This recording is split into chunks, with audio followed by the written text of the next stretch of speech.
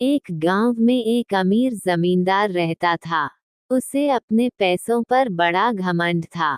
जितने अधिक पैसे उसके पास थे, उतना ही वह कंजूस भी था।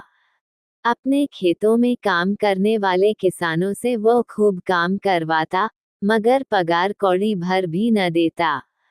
मजबूर गरीब किसान मन मारकर उसके खेत में काम करते। उसी गांव में रामू नामक एक किसान रहता था। उसके पास थोड़ी सी जमीन थी। उसी में खेती बाड़ी कर वह अपना और अपने परिवार का गुजारा चलाता था।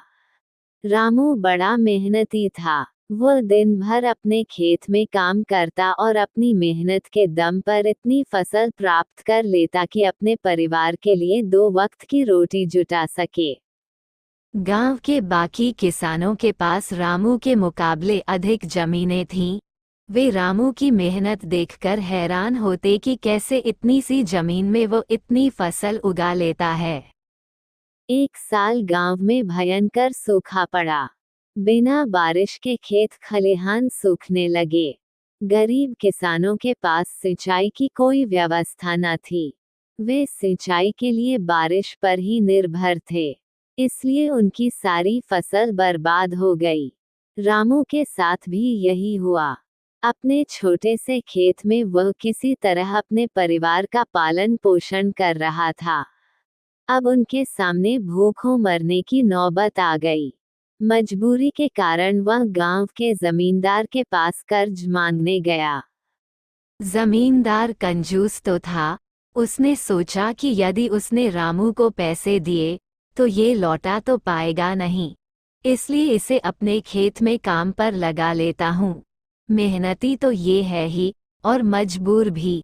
कम पैसों में दुगुनी मेहनत करवाऊंगा। उसने रामू से कहा, देख रामू, मैं तुझे कर्ज तो दे नहीं सकता, लेकिन तेरी इतनी मदद कर सकता हूँ कि तुझे अपने खेत में काम पर रख लूँ। तुझे महीने के 1000 रुपए दे दिया करूँगा। पर मालिक दूसरे किसान तो 2000 पाते हैं। रामू बोला, करना है तो कर, वरना मेरे पास किसानों की कमी नहीं। जमींदार बोला। मजबूर रामू क्या करता, हामी भरकर घर लौट आया। अगले दिन से जमींदार के खेत में काम करने लगा। मेहनती तो वह था ही। वह खूब मेहनत और लगन से काम करता। उसने 4 महीने का काम 2 महीने में ही कर दिया। ये देख जमींदार बहुत खुश हुआ, लेकिन इसके मन में मक्कारी जाग उठी। उसने सोचा कि 4 महीने का काम तो इसने 2 ही महीने में कर दिया, क्यों न इसे निकाल दूं। इससे मेरे 2 महीने के पैसे बच जाएंगे। उसने रामू को बुलाया और उसके 2 महीने के पैसे देकर कहा, रामू ये ले तेरे पैसे, कल से मत आना, अब मुझे तेरी जरूरत नहीं। ये सुनकर रामू परेशान हो गया।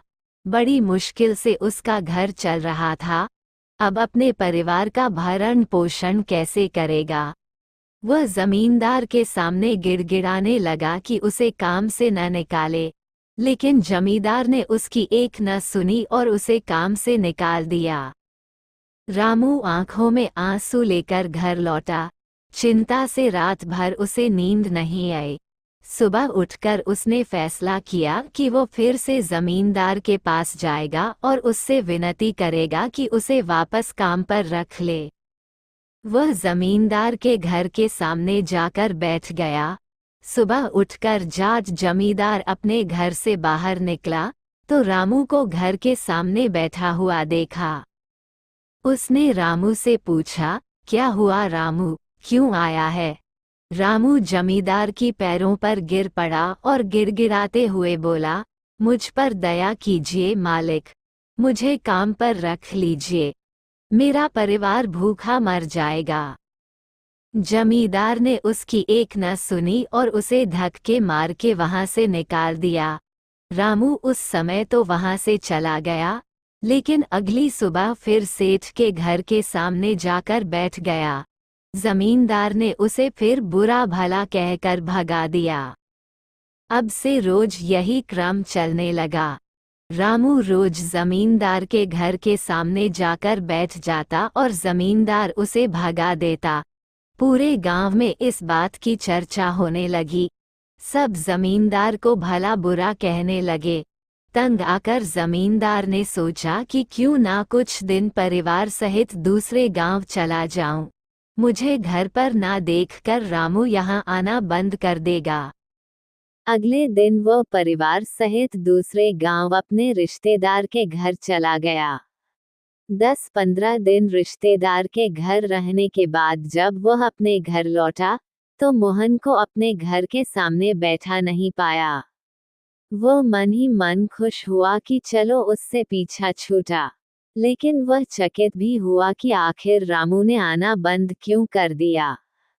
उसने गांव वालों को बुलाकर पूछा तो पता चला कि रामू घायल है और अपने घर पर पड़ा हुआ है। जमींदार ने पूछा, क्या हुआ उसे? एक जमींदार ने कहा, मालिक, आज जब दूसरे गांव चले गए थे तब भी रामू आपके घर के सामने बैठा रहता था। एक दिन आपका खाली घर देखकर कुछ चोर चोरी करने के इरादे से आपके घर में घुसे, लेकिन वे रामू की नज़र में आ गए। रामू अपनी जान की परवाह न कर उनसे उलझ गया और उन्हें भगा दिया। उनके बीच हुई हाथापाई के कारण रामू घायल हो गया। ये जानकर जमींदार को खुद पर शर्म आने लगी कि उसने रामू के साथ कितना बुरा किया, लेकिन इसके बाद भी रामू उसके घर चोरी होने से बचाने के लिए चोरों से उलझ गया। वह पछताने लगा। उसने रामू के घर जाने का फैसला किया। वह रामू के घर पहुंचा तो देखा कि रामू बड़ी दयनीय अवस्था में चारपाई पर पड़ा हुआ है। उसके बच्चे भूख से बिलख रहे हैं। ये देख जमींदार का दिल भर आया। उसने रामू से अपने किए की माफी मांगी, उसका इलाज करवाया और ठीक होने के बाद अच्छी पगार के साथ उसे फिर से काम पर रख लिया। सीख 1. कभी किसी के साथ बेईमानी नहीं करनी चाहिए। 2. सदा जरूरतमंदों की सहायता करनी चाहिए। 3. अपना काम ईमानदारी से करना चाहिए।